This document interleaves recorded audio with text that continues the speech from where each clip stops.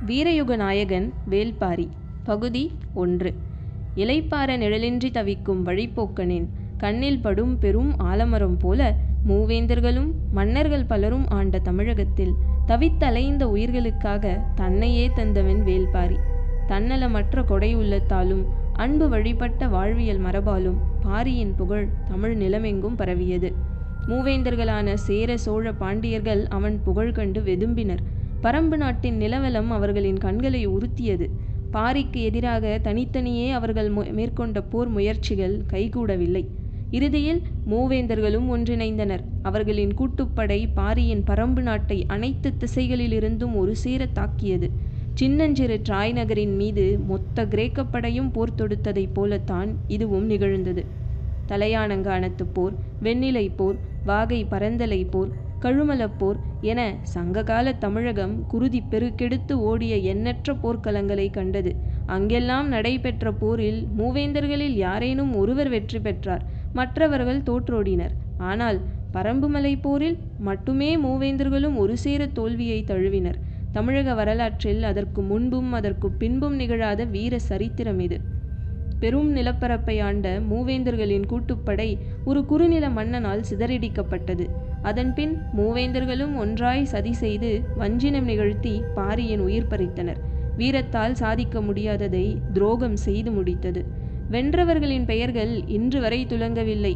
ஆனால் வீழ்த்தப்பட்ட பாரி வரலாற்றில் ஒளிரும் நட்சத்திரமானான். வள்ளல் என்ற சொல்லின் வடிவமானான். முல்லை கொடிக்கு தேரை தந்தவன் மட்டுமல்ல, தனது வீரத்தால் என்றும் ஒளி வீசும் வெற்றி கொடியை நாட்டிச் சென்றவன் இந்த வேள்பாரி. இயற்கைக்கும் மனிதனின் பேராசைக்கும் இடையில் இன்று நடக்கும் போராட்டத்தின் ஆதி வடிவம்தான் வேள்பாரியின் கதை. திரும்பும் திசையெல்லாம் அருவி கொட்டும் குறிஞ்சி நிலத்தில் அந்த அருவி நீரினும் குழுமையுடைய பாரியின் கரம் பற்றி நடக்க வாருங்கள். மூக்கை விடைத்தபடி பாய்ந்து கொண்டிருந்தன குதிரைகள். மேடு பள்ளமற்ற பாதை இன்னும் விரைந்து வா என்று தேரோட்டியை அழைத்தது. தேரை ஓட்டும் மாதன் குதிரையின் கடிவாளத்தை சுண்டியபடி வேகத்தை மேலும் அதிகப்படுத்தினான். அதிகாலையில் இருள் கலையத் தொடங்கிய போது இவர்கள் புறப்பட்டனர். அருகு நாட்டை ஆளும் சிறுகுடி மன்னன் செம்பனின் தென்திசை மாளிகை அது. அங்குதான் நேற்றிரவு தங்கல். அதுவரை தேரை ஓட்டி வந்தவன் நாகு. இனி அடர் காட்டுப் பகுதியில் பயணம் இருக்கும். இந்த நிலப்பாதையை நன்கு அறிந்த தேரோட்டி இவன். இவனது பெயர் ஆதன். நாளை இவன்தான் உங்களை அழைத்துச் செல்வான் என்று கூறி வணங்கி விடை பெற்றான். புறப்படும் போது நாகுவிடம் ஆதன் கேட்டான், இவர் யார்? மன்னரின் சுற்றத்தாரா? இல்லை, இவரின் அடிமை நான் என்று மன்னர் என்னிடம் கூறினார். பதில் கேட்டு ஆதன் நடுக்குற்றான். சற்று நிதானித்து, அப்படியென்றால் ஏன் தனியாக வந்திருக்கிறார்? உடன் பாதுகாப்புக்கு யாரும் வரவில்லையா? பெரும் படையே புறப்பட்டது என்று சொன்ன நாகு சற்று குரல் தாழ்த்தி, முதலில் தேரை ஓட்ட வல்லவனின் இருக்கையில் ஏறி அமர்ந்ததே மன்னர்தான். இவர் ஒற்றை சொல்தான் சொன்னார். எல்லோரும் நின்று கொண்டார்கள். நான் மட்டும் அவரை அழைத்து கொண்டு வந்தேன். சொல்லிவிட்டு புறப்பட தயாராகும் போது ஆதன் மீண்டும் கேட்டான், மன்னர்களை ஆளும் இந்த தெய்வத்துக்கு தனித்த பெயர் எதுவும் இருக்கிறதா? பெரும் புலவர் கபிலர். ஆதன் இரவு முழுவதும் தூங்கவில்லை. பதற்றத்திலேயே இருந்தான். பொழுது விடிந்தது. தூக்கமின்மையை காட்டிக்கொள்ளாமல் உற்சாகமாக குதிரையை பூட்டி தேரை தயார் செய்தான். மாளிகையிலிருந்து கபிலர் வெளியேறி வந்தார். நரை முழுமை கொள்ளாத தாடி, வேந்தனை போல தலைமுடியை உச்சியில் முடிச்சிட்டு சிறு கோல் ஒன்றை செருகியிருந்தார். பேரறிவின் இருமாப்பு கண்ணொலியில் மின்னியது. பார்த்ததும் நெடுஞ்சான் கிடையாக விழுந்து வணங்கினான் ஆதன். அவரது வாழ்த்துச் சொல் காதில் கேட்க எழுந்து திரும்பிய போது அவர் குதிரையின் கழுத்தை தடவி கொடுத்து கொண்டிருந்தார். குதிரைகள் புதிய மனிதர்களை தொடவிடாது. ஆனாலும் தேரில் பூட்டப்பட்டிருந்ததால் ஓர் அளவுக்கு மேல் அதனால் விலகவோ முகத்தை திருப்பவோ முடியவில்லை. மயிலும் குதிரையும் தனது மொத்த அழகையும் நீண்டு திரும்பும் கழுத்தில் வைத்திருக்கிறது என்று சொன்னவர் சிரித்த முகத்தோடு தேரில் ஏறினார். ஆதன் மிக திறமையான தேரோட்டி. பயணத்தின் அதிர்வு பசுந்தூள் மெத்தையை கடந்து உடலில் உணர முடியாதபடி தேரை செலுத்துவான். அவன் நினைத்ததை விட வேகமாகவே வேட்டுவன் பாறைக்கு வந்து விட்டான். அருகில் வந்ததும் வேகத்தை குறைக்க கடிவாளத்தை இழுத்து நிறுத்தினான். கடிவாளத்தில் இருக்கும் பூண் எழுப்பிய உலோக ஒலி தனித்து மேலெழும்பியது. தலை தூக்கி பார்த்தார் கபிலர். எதிரில் 2 சிறு குன்றுகள். அதற்கு பின்னால் அடுக்கடுக்காக மலைத்தொடர்கள். அதன் உச்சி வெண்மேகத்துக்குள் மறைந்திருந்தது. மேலெழுப்பிய உலோக ஒலி மலையோடு மறைந்தது. ஐயா, இதுதான் பச்சை மலை தொடரின் முன்னால் இருக்கும் வேட்டுவன் பாறை. இந்த வழியாகத்தான் பாரியின் பரம்பு மலைக்கு போக வேண்டும் என்று கேள்விப்பட்டிருக்கிறேன். கபிலர் வண்டியை விட்டு கீழே இறங்கி பார்த்தார். கண்ணுக்கெட்டும் தூரம் வரை மலை விரிந்து கிடந்தது. நீர் வற்றிய காட்டாற்றை கடந்து வேட்டுவன் பாறையில் பாதி ஏறுவது வரை ஆதன் நின்று பார்த்து கொண்டே இருந்தான். இதற்கு முன்னால் பரம்பு நாட்டுக்கு போனது கிடையாது. பாதை எவ்வளவு தூரம் இருக்கும், துணைக்கு யாராவது வருவார்களா, போய்ச் சேர எத்தனை நாளாகும் என எதுவும் தெரியாது. தன்னந்தனியாக எந்த தைரியத்தில் இந்த அடர்வனத்துக்குள் இவர் போய்கொண்டிருக்கிறார்? ஆதனுக்கு வியப்பு குறையவே இல்லை. வேறு வழியின்றி அந்த இடத்தை விட்டு புறப்பட்டான். உச்சி வெயிலிலும் ஈரக்காற்று வீசியது. குன்றின் சரிவில் போய்கொண்டிருந்த பாதை சற்றே வளைந்து மேல் நோக்கி ஏறியது. பாறையில் இருந்து சிதறி கிடக்கும் வேர்கள் கைப்பிடிக்க வாகாக இருந்தன. கபிலர் வேரை இறுக பிடித்து விசை கொடுத்து மேலேறிய போது தனக்கு வயதாகிவிட்டதை உணர்ந்தார். உடல் வேர்த்தது, மூச்சு வாங்கியது. நடையின் வேகத்தை சற்றே குறைக்கலாமா என்று யோசிக்கையில் கால்கள் நின்று கொண்டுதான் இருந்தன. சிறிது இளைப்பாரி மீண்டும் நடந்தார். இடப்புறம் கீழே நீர்வற்றி கிடக்கும் காட்டாற்றின் அழகை பார்த்தபடி ஒற்றையடி பாதையை நோக்கி கண்களை திருப்பினார். செடிகளுக்கு இடையில் ஏதோ உருவம் தெரிகிறதே என்பதை உணர்ந்தவர் மீண்டும் கீழே உற்று பார்த்தார். இவர் நடக்கும் பாதையை நோக்கி ஓர் இளைஞன் கையில் வேல்கம்போடு சரசரவென மேலேறி வந்தான். கபிலருக்கு அவனது உருவம் பதியவில்லை, அவன் வந்த வேகம்தான் பதிந்தது. மேலே ஏறியவன் கபிலரை கடந்து முன்னால் போய்க் கொண்டிருந்தான். நின்று பேச அவனுக்கு பொழுது இல்லை. நடந்து கொண்டே கேட்டான், நீங்கள் யார் என தெரிந்து கொள்ளலாமா? கபிலர் கண்ணிமைத்தவனை பார்த்தார். பதில் சொல்லுவதற்குள் மறைந்து விடுவானோ என்று தோன்றியது. குரலுயர்த்திச் சொன்னார், கபிலர். நான் பெயரை கேட்கவில்லை, யார் என கேட்டேன். எதிர்காற்றில் சற்றே தடுமாறினார் கபிலர். தடுமாற்றத்துக்கு காற்று காரணமல்ல என்பதை அவரது மனம் சொல்லியது. நான் புலவன். பாணர்குலமா? கேட்டபடி நடந்து போய்கொண்டே இருந்தான். அவனை பார்ப்பது, பாதையில் கவனம் கொள்வது, பதில் சொல்வது என்ற 3 வேலைகளை கபிலர் செய்ய வேண்டியிருந்தது. இல்லை, பாணர்கள் பாடல் பாடுபவர்கள், இசைஞர்கள் கலைஞர்கள். நான் அவர்கள் இல்லை. நான் புலவன், எழுத கற்றவன். பதில் சொல்லி முடிக்கும்போது கேள்வி வந்தது. எழுத்து என்றால்? மலையேறும் ஒரு பாதையில் இவ்வளவு தூர இடைவெளியில் ஓர் உரையாடலா? உரத்த குரலில் பதில் சொல்வதற்கு மூச்சுக்காற்று ஒத்துழைக்க மறுத்தது. ஆனாலும் கபிலர் உரத்தே சொன்னார். மரத்தை ஓவியமாக வரைந்து பார்த்திருக்கிறாயா? பார்த்திருக்கிறேன். குகைப்பாறையில் நிறைய மரங்கள் ஓவியமாக வரையப்பட்டுள்ளன. அதே போல நாம் பேசும் ஒலியை ஓவியமாக வரைவதுதான் எழுத்து. அவனது நடையின் வேகம் கொஞ்சம் குறைந்தது. யோசிக்கிறான் என்று புரிந்தது. அவனை கொஞ்சம் உள்ளிழுக்க முடியும் என்ற நம்பிக்கை கபிலருக்கு வந்தது. உனது பெயர் என்ன? நீலன். இங்கே வா, வரைந்து காட்டுகிறேன் என்று சொன்ன கபிலர் கீழே கிடந்த காய்ந்த குச்சியை குனிந்து எடுத்தார். அவன் சட்டென அருகில் வந்தான். அதை கவனித்தபடியே குச்சியால் கீறி அவனது பெயரை மண்ணில் எழுதினார். அதை பார்த்ததும் உதட்டோரத்தில் ஓர் இளஞ்சிரிப்பு. மீண்டும் நடக்கத் தொடங்கியவன், நான் என்ன யானையின் சாணத்தில் சிரிக்காமல் கிடக்கும் ஈக்கியை போலவா இருக்கிறேன்? எதிர்காற்று மீண்டும் அடித்து கபிலரை தள்ளாட வைத்தது. நீலன் வேகமாக போய்க் கொண்டிருந்தான். கபிலர் அவனை ரசிக்கத் தொடங்கினார். அவனது வேகம், இறுகி திரண்ட உடல், வீரனுக்கே உரிய மிடுக்கு, சிறு கண்கள், உள்ளத்தில் இருந்து உருவாகும் கேள்விகள். அவன் கையில் இருக்கும்போதே வேல் இவ்வளவு வேகமாக போகிறதே, அவன் எரிந்தால் எவ்வளவு வேகம் கொள்ளும் என யோசித்த கபிலர் இந்த இடைவெளியில் கேள்வியை நாம் ஆரம்பித்து விடுவோம் என முடிவு செய்து, உனக்கு மனமாகிவிட்டதா என்றார். இல்லை, விரைவில் நடக்கும். சற்று இடைவெளி விட்டுச் சொன்னான். என்னவளை தான் பார்த்துவிட்டு வருகிறேன். எங்கே இருக்கிறாள்? அதோ அந்த மலையின் பின்புறம் இருக்கிறது அவளது குடில். அந்த மலைக்கு பின்புறமா? ஓசையின் நீளமே உணர்வை சொன்னது. நாள்தோறும் இவ்வளவு தூரம் போய் வருவாயா? நாளும் 2 முறை போய் வருவேன். சில நாட்களில் 2 முறை இங்கு வந்து செல்வேன். கபிலருக்கு அவன் மீதான ஈர்ப்பு இன்னும் கூடியது. ஓர் ஊஞ்சலை போல 2 குன்றுகளுக்கும் இடையில் தினமும் ஆடுகிறவன் என்று மனதில் ஒரு சித்திரம் உருவாகி கொண்டிருக்கையில் கேள்வியை அவன் தொடுத்தான்.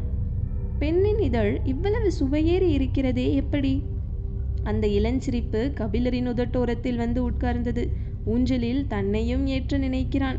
சரி, அவனது வேகத்தை குறைத்தால் போதும் என நினைத்தவர் பதில் சொல்லும் முன் அடுத்த கேள்வியை அவனே கேட்டான். உங்களுக்கு மனமாகிவிட்டதா? இல்லை. அப்படி என்றால் நான் உங்களிடம் இந்த கேள்வியை கேட்டிருக்க கூடாது அல்லவா? ஏதாவது ஓர் இடத்தில் நின்றால்தானே பதில் சொல்வதற்கு கனப்பொழுதில் 3 கொப்பு தாவுகிறான். இவனை எப்படி அடைத்து நிறுத்துவது என யோசித்த கபிலர், உனக்கும் தான் மனமாகவில்லை என்றார். நான் வீரன். கபிலர் திகைத்து போனார். இவன் என்னை என்ன சொல்ல வருகிறான் என யோசிக்கையில் அவன் பதிலை தொடர்ந்தான். எப்போது போர் மூலும் என தெரியாது. பரம்பு நாட்டுக்கு சூழவும் எதிரிகள். போர்க்களத்தில் நான் சாயும்போது எனது ஈட்டியை இறுகப் பற்றி முன்னேற என் மகன் வந்து நிற்க வேண்டும். வீரர்களின் வாழ்வு மிக குறுகியது.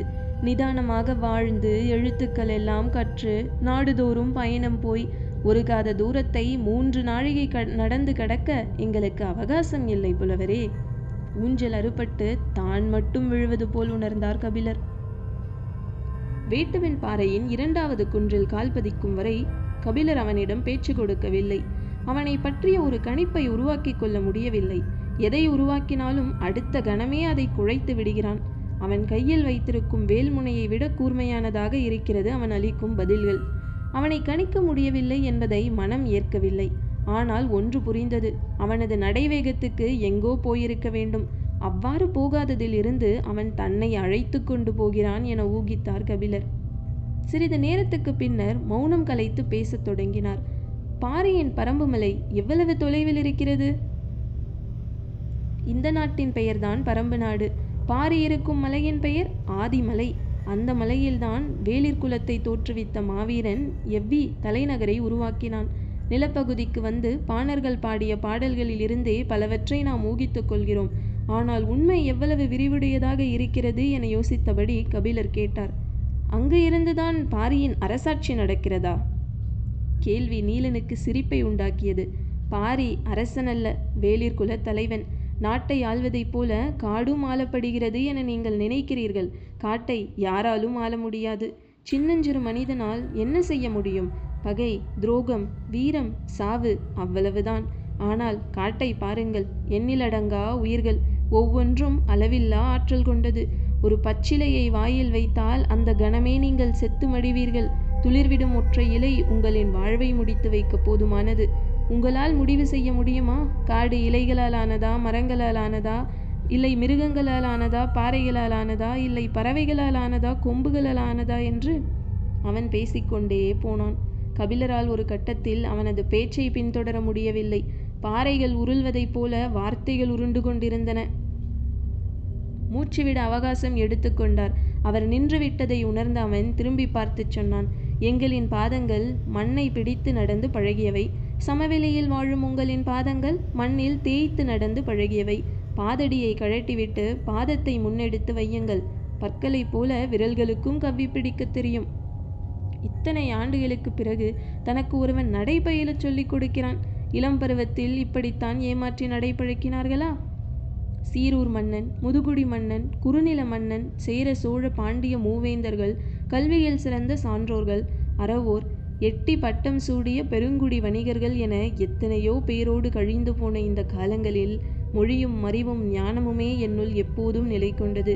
ஆனால் ஒருபோதும் எனது தாயின் நினைவு தோன்றியது இல்லை.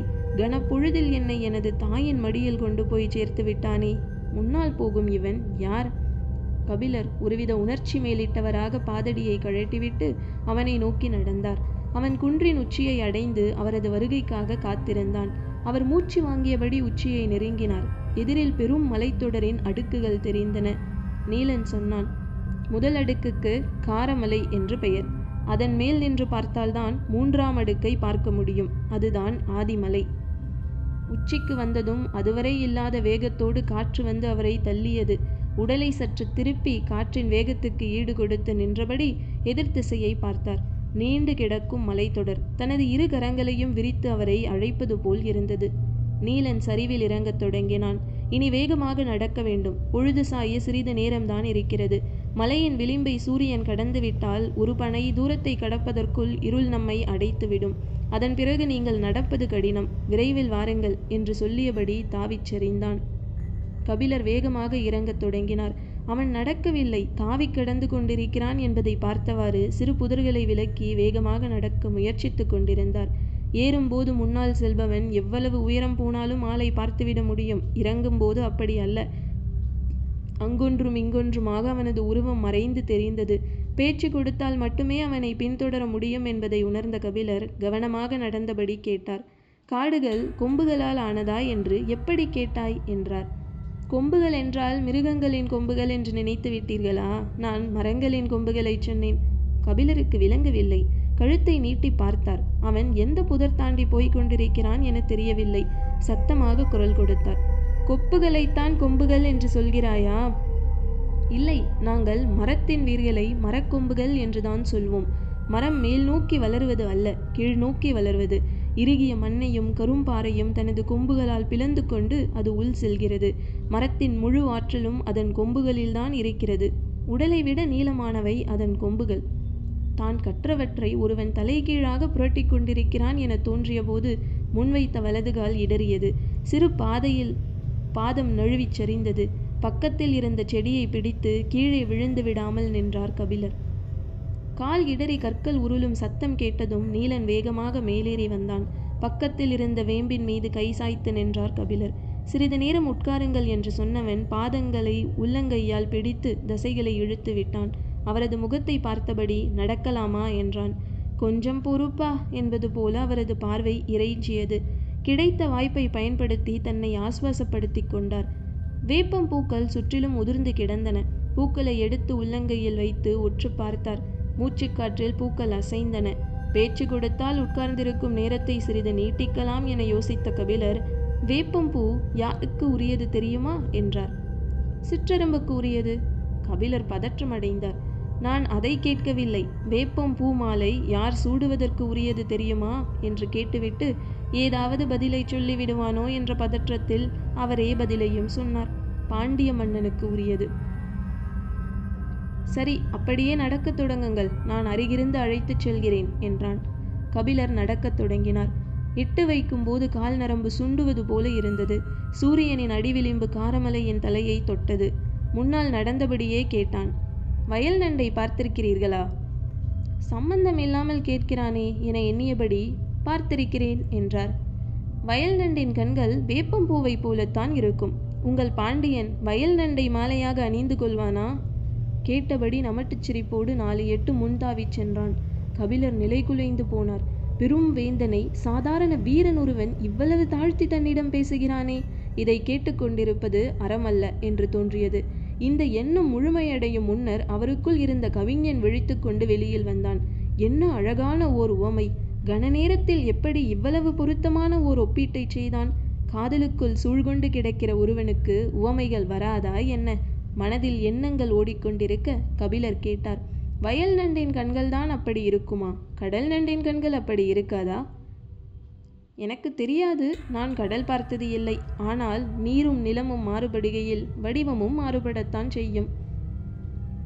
மனிதனாக பிறந்த ஒவ்வொருவனும் கடல் பார்க்க வேண்டும். ஏன்? அது அவ்வளவு விரிந்து பறந்தது, அளவற்றது. முன்னால் போய்க் கொண்டிருந்த நீலன் சட்டென திரும்பி கபிலரை நேர்கொண்டு பார்த்து கேட்டான். எங்கள் பாரியின் கருணையை விடவா? கபிலர் மனதுக்குள் சுருங்கி போனார்.